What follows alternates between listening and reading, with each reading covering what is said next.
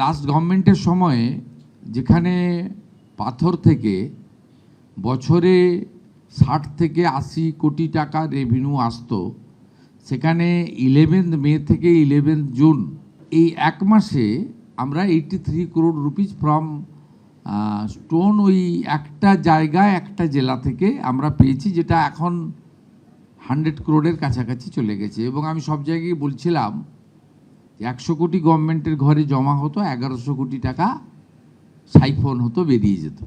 এই যে huge minimum 1000 কোটি টাকা একটা আইটেমে একটা জেলা থেকে রেভিনিউ লস, অর্থাৎ গত 15 বছর যারা সরকার চালিয়েছেন শুধু একটা জেলা থেকে একটা আইটেমের উপরেই 15,000 কোটি টাকা পশ্চিমবঙ্গের জনগণের রেভিনিউর টাকা, যেটা দিয়ে সরকার অনেক উন্নয়ন করতে পারতেন, চাকরি দিতে পারতেন, সেটা লিকেজ হয়েছে।